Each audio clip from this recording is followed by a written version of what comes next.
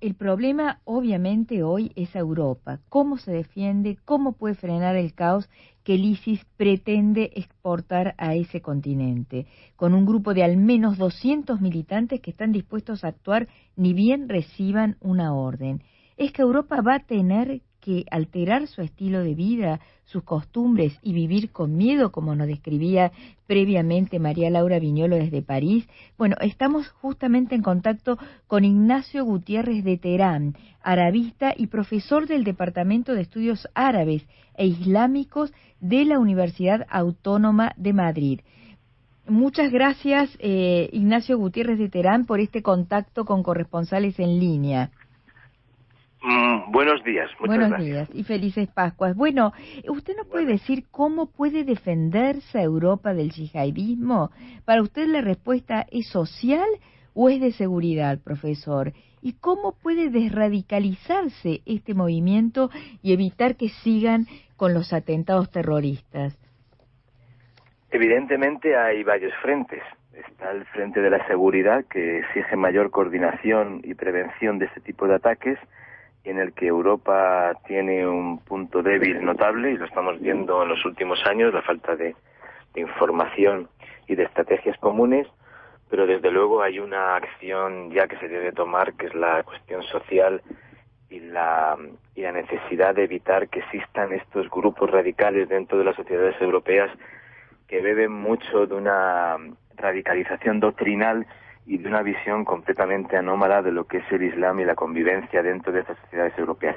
Y esto precisa, en primer lugar, acabar con este fenómeno de los guetos que estamos viendo en grandes ciudades europeas y que es uno de los grandes peligros. Son lugares, como hablaba antes el invitado anterior, como Molenbeek, es decir, lugares donde hay un gran número de posibles radicales que no tienen ningún tipo de control y que además se ven nutridos, ya digo, de esta doctrina radical y completamente anómala que acaba convirtiendo a personas que en teoría son normales en claro, suicidas.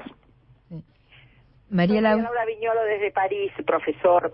¿Usted qué cree posibilidades de prever un ataque de las características como la que ocurrió en Bruselas? ¿Usted cree que los europeos se van a ver obligados a cambiar su estilo de vida, su salida a las terrazas, al cine, frente a este estado que usted llamaría guerra o no? No, yo no creo que estemos en una guerra. Estamos en una situación de que hay un grupo radical terrorista que está viéndose favorecido por una serie de circunstancias externas y también por su propio desarrollo dentro de algunas sociedades europeas, y lo que se precisa es de una estrategia y sobre todo de templanza. Hay que tener en cuenta que estamos en sociedades donde hay libertad de movimiento, donde la gente se puede expresar, donde hay muchas capacidades y posibilidades de reunirse, hacer cosas que no tienen por qué ser las oficiales, por decirlo así. Y claro, en este tipo de situaciones y de contextos estos grupos radicales medran, pero desde luego estamos hablando de que se puede controlar, porque por supuesto ni mucho menos la población musulmana en general es proclive a este tipo de atentados.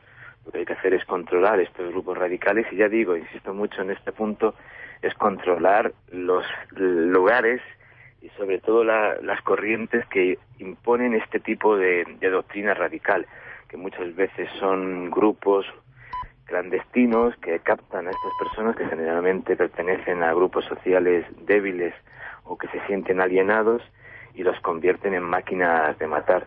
Y en ese sentido se pueden hacer muchas cosas y desde luego lo que no se debe hacer en ningún caso es cambiar el modo de vida ni la concepción de libertad y de, sobre todo, libertad de movimientos y de ideas, que es algo que caracteriza a la sociedad europea, y desde luego sería una rendición y además no serviría para nada, porque no olvidemos que estos grupos radicales, donde encuentran mayor apoyo, donde se desarrollan con mayor rapidez, aunque parezca lo contrario, es en contextos autoritarios, represivos, que acaban derivando en conflictos militares, que es otro de los grandes lugares donde este tipo de grupos como bacterias se desarrollan con mayor facilidad.